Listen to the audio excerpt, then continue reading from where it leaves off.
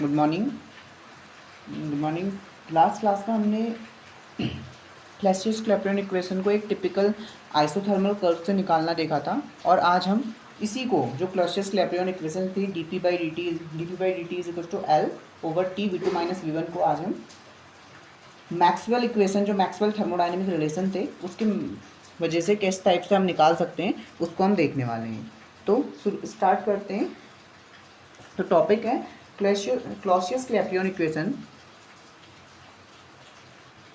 Clausius-Clapeyron equation या latent heat equation, Clausius Clapeyron equation using Maxwell's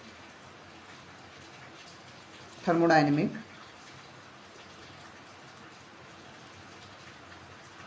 relation.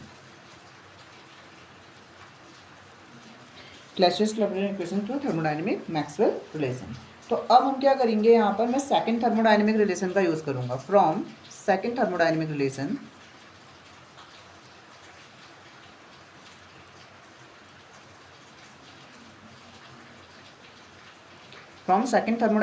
हमारे पास क्या है, मैंने एक ट्रिक बताई थी, श्योरेस्ट प्रोसेस टू वेरीफाई। और इसके लिए मैंने सेकंड रिलेशन हमें यहाँ से मिलता है, तो PV और अंदर से आएंगे तो यहाँ वापस आएंगे। तो सेकंड थर्मोडायनेमिक रिलेशन क्या था, del P by del T at constant V is equals to del S by del V at constant T। Del P by del T at constant V is equals to del S by del V at del S by del T at constant del S by del V at constant T आया। यहाँ पर TV एक साथ नहीं आ रहा है तो कोई हमारा नेगेटिव साइन यहाँ पर नहीं आने वाला है। ठीक, तो ये इक्वेशन आ गई। अब हम क्या करेंगे, दोनों तरफ मल्टीप्लाई कर देंगे इसको T से। अगर T से मल्टीप्लाई करेंगे तो T del S by del V at constant T is equals to T del P by del T at constant V आ जाएगा। T इंटू डेल S कितना हो जाएगा, del Q। T into del S क्या हो जाता है, del Q by del V at constant T is equals to T del P by del T at constant V। अच्छा, इसके ध्यान देने की बात है कि हम हीट दे रहे हैं एट कांस्टेंट टेम्परेचर पे। अगर कांस्टेंट टेम्परेचर रह रहा है और वॉल्यूम बढ़ रहा है, इसका मतलब कहीं ना कहीं जो डेल क्यू हम हीट दे रहे हैं वो लेटेंट हीट की तरह काम आएगी, मतलब वो स्टेट में चेंज करेगी। So del Q must be equals to some latent heat L and del V is the change in volume.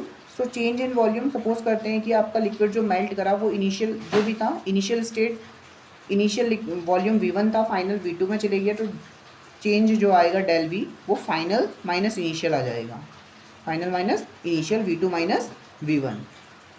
तो अब यहाँ पर अगर हम इनमें सब्स्टिट्यूट कर दें तो डेल Q के जगह आएगा L, डेल V के जगह आएगा V2 minus V1 is equals to T del P by del T को dP बाई dt अगर मैं लिख दूँ यहाँ पर dP by dt at constant भी, वॉल्यूम कॉन्स्टेंट है यहाँ पर इस तरफ में, तो dP by dt is equals to L over T V2 minus V1। जो कल हमने ऑब्टेन करी थी क्लॉसियस-क्लैपेरॉन इक्वेशन, ये वही इक्वेशन दोबारा से आ गई है, Clausius Clapeyron equation. So this was the first Clausius-Clapeyron equation जो कल हमने निकाली थी थर्मोडायनेमिक रिलेशन के, कल हमने आइसोथर्म से देखी थी और आज इसे मैक्सवेल के थर्मोडायनेमिक रिलेशन से मैंने निकाली। कल मैंने इसके एप्लीकेशन डिस्कस कर लिए थे। आज हम देखना है कि सेकंड लेटेंट हीट इक्वेशन किस तरीके से ड्राइव की जाती है। तो आइए इसको देखते हैं, सेकंड लेटेंट हीट इक्वेशन किस तरीके से निकलेगी। टॉपिक है second latent heat equation. Second latent heat equation, कल मैंने कुछ आइसोथर्म बनाए थे, एक इंडिकेटर डायग्राम बना रहा हूँ। यहाँ पर y एक्सेस में प्रेशर है इंडिकेटर डायग्राम में, x एक्सेस में वॉल्यूम है। इसमें कुछ आइसोथर्म बना रहा हूँ इस तरीके से।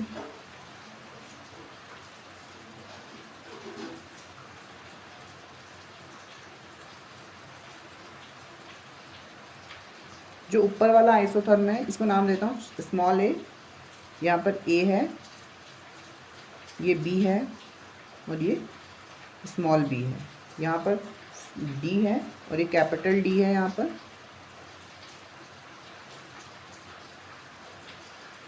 ये कैपिटल सी और ये स्मॉल सी है, ठीक है, स्मॉल सी स्मॉल बी है और ये डी है। तो ये दो आइसोथर्म है, जो एक नीचे वाला आइसोथर्म जो है वो टेम्परेचर ये वाला isotherm T minus D T पे खींचा गया है, और जो ऊपर वाला आइसोथर्म है ये टेम्परेचर T पे खींचा गया है इसका, ठीक है। तो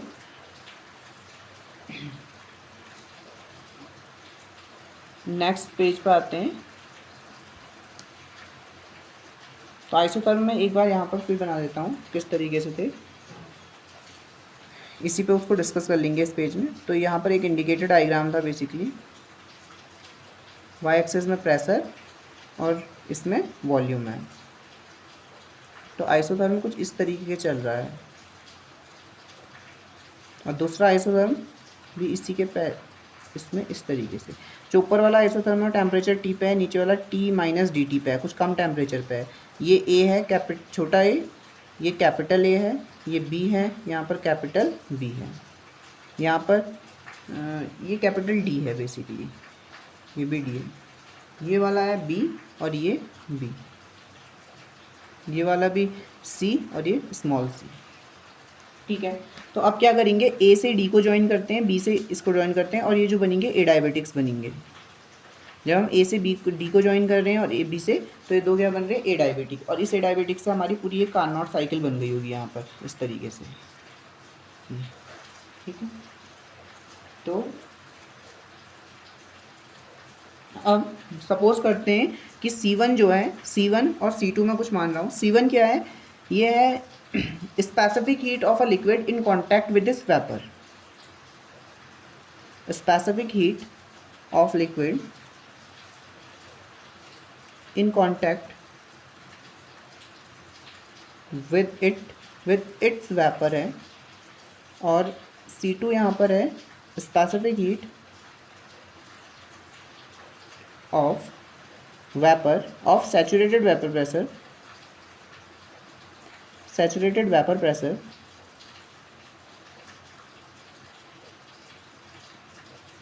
in contact with its liquid। तो सेकेंड लेटेंट हीट बेसिकली इनके बीच में ही रिलेशन है। तो अब हम क्या करने वाले हैं, देखो सपोज करते हैं सिस्टम डी से ए पे जा रहा है। जब सिस्टम डी से ए पे जा रहा है तो यहाँ पर सिस्टम क्या करेगा, देखो इसका वॉल्यूम क्या हो रहा है, इंक्रीज कर रहा है, वॉल्यूम एक्सपेंड करेगा तो ये क्या करेगा, हीट को अब्जॉर्ब कर रहा होगा। और ये ए डायबिटिक है, कैसा कर रहा है, ठीक है। ये पूरी तरीके से ए डायबिटिक भी नहीं है, ऐसा भी नहीं है कि पूरी तरीके से ए डायबिटिक है, पर फिर भी हम इसको इस तरीके से मान रहे हैं। तो यहाँ से डी से ए पे जब जा रहा है सिस्टम, तो ये इसका टेम्परेचर पहले नीचे वाले में कम है, T माइनस डी टी है, ऊपर वाले में टेम्परेचर T है। तो ये कितना हीट अब्जॉर्ब करेगा यहाँ से यहाँ जाने में, स्टेज वही है, क्योंकि यहाँ जो लिक्विड रिप्रेजेंट कर रहा है, यहाँ गैसियस स्टेट है, बीच में मिक्सचर है। तो यहाँ पर जो इन पॉइंट्स पे ठीक क्या है, लिक्विड है, तो लिक्विड का स्पेसिफिक हीट और चेंज इन टेम्परेचर कितना आ रहा है, dt का, ठीक है। तो कितनी हीट अब्जॉर्ब करी इसमें, C1 dt, C1 dt heat absorb करी। यहाँ पर मैं पॉजिटिव साइन ले रहा हूँ क्योंकि ये हीट अब्जॉर्ब करी हुई है।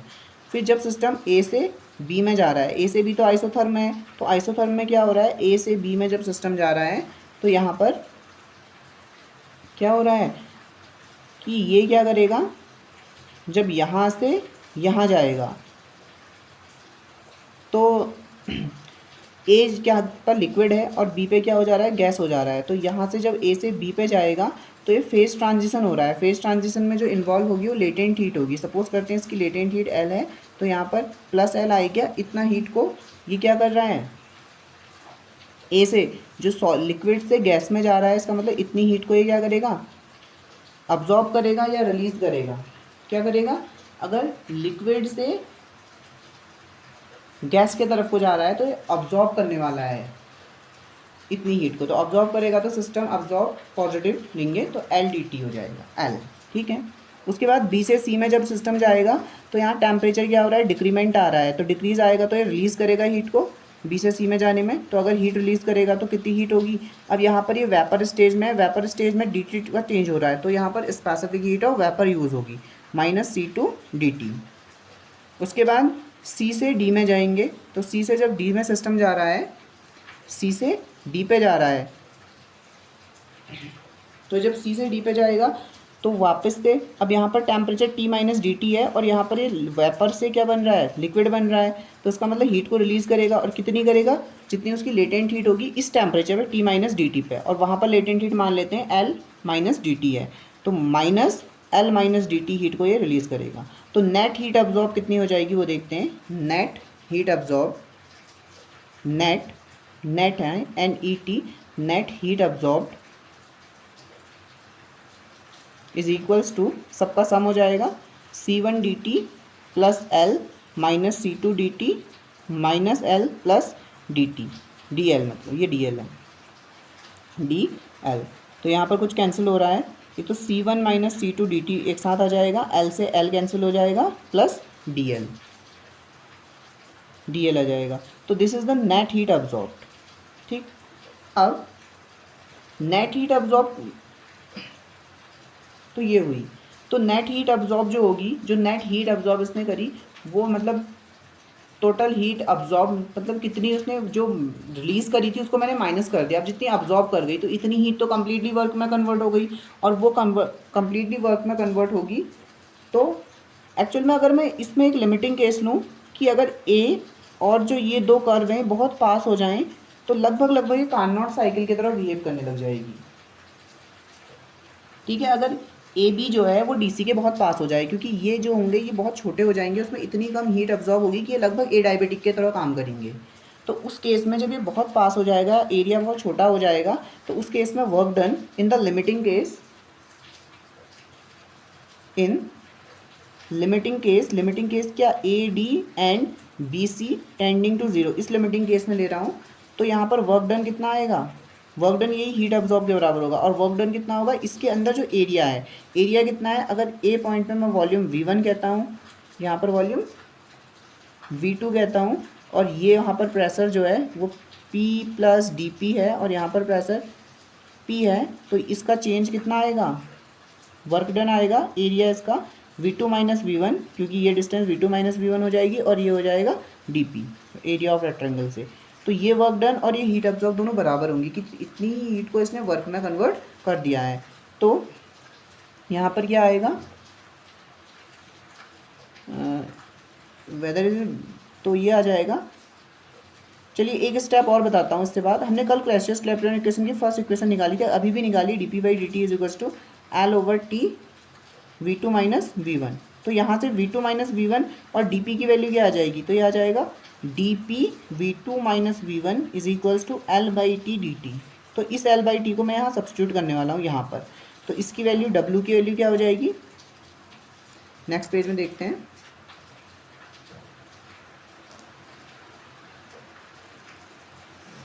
तो ये हो जाएगा आपका work W is equals to, actual में वो P2 minus P1 V2 minus V1 DP था, और ये V2 माइनस V1 DP की वैल्यू अभी मैंने निकाली है, ये आ रही है L over T, L by T D T, L by T D T आ रही है। और हीट अब्जॉर्ब, जो नेट हीट अब्जॉर्ब थी वो कितनी थी, Q is equals to C1 minus C2 D T plus D L, इतनी नेट हीट अब्जॉर्ब थी, और ये दोनों चीज़ें बराबर होंगी। तो हमें क्या मिल जाएगा, L by T D T is equals to C2 minus C2 minus C1, basically C2 minus C1 या C1 minus C2, C1 minus C2 था ना, हाँ C1 minus C2, C1 minus C2 D T plus D L. तो यहाँ पर क्या आया, इसको अगर मैं इधर ले लूँ तो क्या आएगा,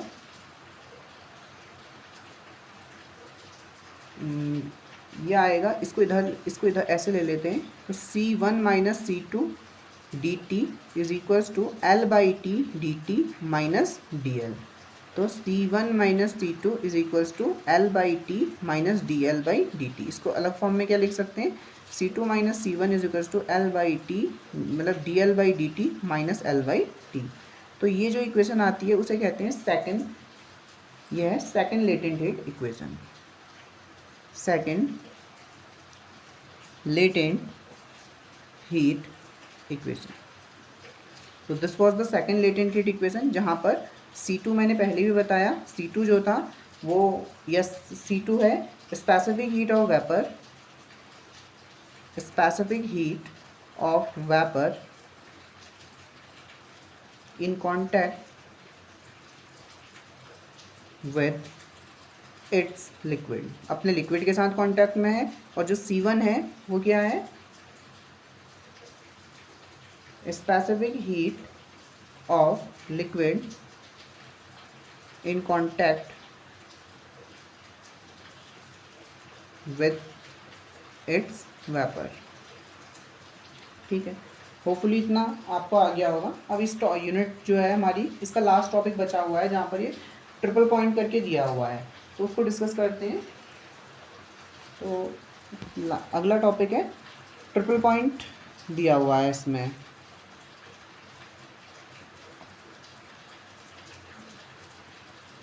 आपको नहीं दिख रहा तो यहाँ पर इस तरीके से आपको दिख रहा होगा ट्रिपल पॉइंट। ठीक है, तो हम ट्रिपल पॉइंट को डिस्कस करेंगे। तो ट्रिपल पॉइंट बेसिकली क्या होता है, एक ऐसा पॉइंट होता है जहाँ पर किसी भी सब्सटेंस की तीनों फेजेस जो होते हैं, तीन फेज, सबसे पहले मैं फेज को डिफाइन करूँगा। यहाँ पर फेज का मतलब है कि स्टेट, जिसको हम स्टेट कहते हैं। जैसे कोई भी वाटर है वो तीन स्टेट्स में एग्जिस्ट करता है, आम भाषा में इसको स्टेट कहा जाता है, फिजिक्स के लैंग्वेज में इसको फेज कहा जाता है, फेज कहते हैं। और कभी भी अगर फेज, एक सब्सटेंस एक फेज से दूसरे फेज में जाता है तो वहाँ पर एट अ कांस्टेंट टेम्परेचर या तो हीट अब्जॉर्ब होगी या रिलीज होगी। एट अ कांस्टेंट टेम्परेचर या तो हीट अब्जॉर्ब होती है, रिलीज होती है। एग्जांपल समझ लेते हैं, जैसे वाटर की तीन फेजेस होते हैं, एक लिक्विड फेज है, सॉलिड फेज है और वेपर फेज है। अगर मैं लिक्विड फेज की बात करूँ, को वेपर फेज में बदलना है तो आप क्या करते हैं, बॉइलिंग की प्रोसेस को लगाते हैं और बॉईल करते हैं लिक्विड को। वो बॉईल करने पे क्या होता है, लिक्विड फेज से वाटर जो होता है वो वेपर फेज में जाता है। और बॉइलिंग जो होती है वो करेक्ट 100 डिग्री सेल्सियस पे होती है। उस कांस्टेंट टेम्परेचर पे आप लगातार उसे हीट दे रहे हैं। सिस्टम क्या कर रहा है, एक कांस्टेंट टेम्परेचर 100 डिग्री सेल्सियस पे हीट को अब्जॉर्ब कर रहा है और लगातार अपना फेज चेंज कर रहा है। तो हमेशा जब भी हम फेज चेंज की बात करेंगे तो वो कांस्टेंट टेम्परेचर पे होगा, जहाँ पर आइदर हीट अब्जॉर्ब होगी या रिलीज होगी। तो the temperature of the substance remain constant during the change of state और फेज। तो स्टेट और फेज, जब मैं स्टेट कहूँगा या फेज कहूँगा वो सेम चीज़ है। फिजिक्स में जनरली हम फेज यूज़ करेंगे। एग्जाम्पल के लिए मैंने बताया कि आइस जो कन्वर्ट होती है वाटर पे वो 0 डिग्री सेल्सियस पे होती है, और वैसे ही वाटर को अगर हम स्टीम में कन्वर्ट करते हैं तो 100 डिग्री सेल्सियस पे होता है। एक कांस्टेंट टेम्परेचर में वो हीट या तो अब्जॉर्ब होती है या रिलीज होती है। तो जो फेज डायग्राम हम ड्रॉ करेंगे, फेज डायग्राम बेसिकली एक कर्व होता है जो प्रेशर और टेम्परेचर के बीच में होता है। जैसा कि आप यहाँ पर देख सकते हैं, ये वाटर का फेज डायग्राम है। This was the phase diagram of water. ये वाटर का फेज डायग्राम दिया हुआ है यहाँ पर। फेज डायग्राम यहाँ पर इस तरफ को हमने वाई एक्सेस में प्रेशर लिया है और एक्स एक्सेस में टेम्परेचर ले रखा है। तो यहाँ आपको तीन लाइनें दिख रही होंगी, एक ये वाली कर्व है, एक ये वाला कर्व है और एक ये वाला कर्व है। देखो इस तरफ जो है यहाँ पर ये सॉलिड वाला रीजन है कि इस कर्व से इधर, और इससे ऊपर जो रीजन है ये पूरा सॉलिड में एग्जिस्ट करता है, वाटर मतलब आइस के फॉर्म में है। इस कर्व से नीचे वाला जो रीजन है ये पूरा वेपर फेज स्टेट वाला है, और यहाँ जो है वो लिक्विड वाला है। तो जो ये BO वाला कर्व है, ये जो होता है ना, इसको सब्लिमेशन कर्व कहा जाता है। सब्लिमेशन क्यों, एक सब्लिमेशन प्रोसेस होती है जिससे लिक्विड जो सॉलिड होता है वो वेपर में कन्वर्ट हो जाता है। ठीक है, तो ये सॉलिड और यहाँ पर सॉलिड फेज और वेपर फेज आपस में इक्विलिब्रियम में होते हैं, और इस कर्व को कहा जाता है sublimation curve. Next we have OC वाला कर्व। यहाँ पर लिक्विड फेज इक्विलिब्रियम में होता है वेपर फेज के साथ, और इसको कहते हैं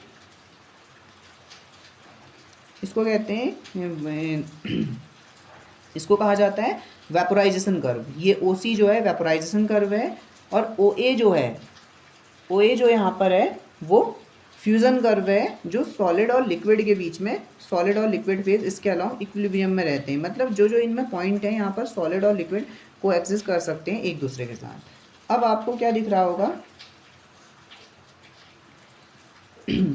तो ये तो मैंने बताया आपको। फिर इसके बाद क्या दिख रहा है कि ये तीनों कर्व यहाँ पर दो कौन से इक्विलिब्रियम में है, सॉलिड और वेपर इक्विलिब्रियम में है, यहाँ पर लिक्विड और वेपर इक्विलिब्रियम में है, यहाँ पर सॉलिड और लिक्विड इक्विलिब्रियम में है। ये तीनों कर्व एक पॉइंट पे मिल रहे हैं जिस पॉइंट को ओ कहा जाता है, और ये पॉइंट ओ जो होता है यहाँ पर तीनों फेजेस किसी भी सब्सटेंस की वो को एक्सिस्ट करती है। मतलब अगर मैं वाटर के केस में बात करूँ तो यहाँ पर आइस भी है, लिक्विड भी है, वेपर भी है, तो इसी पॉइंट को कहा जाता है इक्विलिब्रियम पॉइंट। और ये इक्विलिब्रियम पॉइंट जो होता है यहाँ पर प्रेशर कितना है अभी तो एक्सपेरिमेंटली निकाला गया है, तो यहाँ पर प्रेशर है एटमॉस्फेयर में दिया गया है 0.006 एटमॉस्फेयर का प्रेशर है, और टेम्परेचर है 0.01 डिग्री सेल्सियस।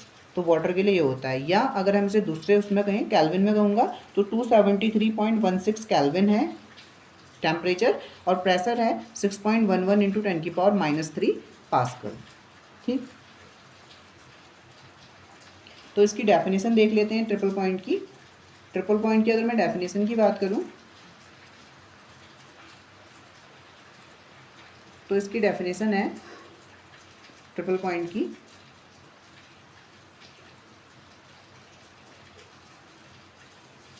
दिख रहा होगा आपको।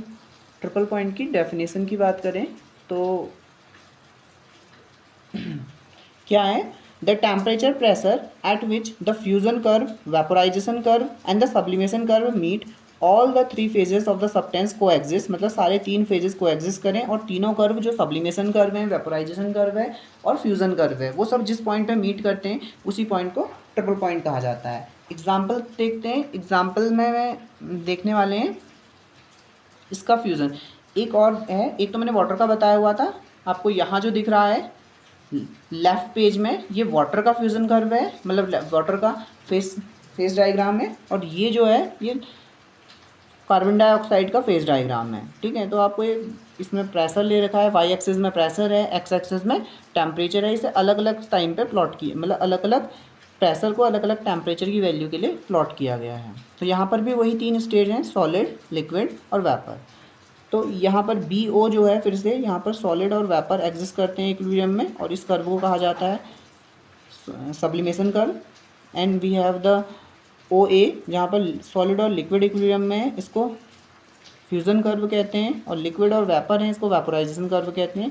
तीनों curve, fusion curve, vaporisation curve, fusion curve, ये सब्लिमेशन था, सब्लिमेशन कर्व, वेपोराइजेशन कर्व और फ्यूज़न कर्व जिस पॉइंट पे मिलते हैं उसी पॉइंट को ट्रिपल पॉइंट कहा जाता है। यहाँ ओ पॉइंट से दिखाया गया है, और इस पॉइंट पे जो टेम्परेचर है वो देख सकते हैं आप, यहाँ पर लिखा गया है -56.6 ये डिग्री सेल्सियस पे है, और प्रेशर है 5.11 एटमॉस्फेयर। तो ये कार्बन डाइऑक्साइड के लिए था। ये रिजल्ट नीचे से दिखाए गए हैं कि टेम्परेचर जो है -56.6 यहाँ पर है ट्रिपल पॉइंट में, प्रेशर इतना है, और ये वाटर के लिए था। तो इसी के साथ ये वाली यूनिट समाप्त होती है, सेकंड वाली, और नेक्स्ट क्लास में हम थर्ड यूनिट को शुरू करेंगे। Thank you.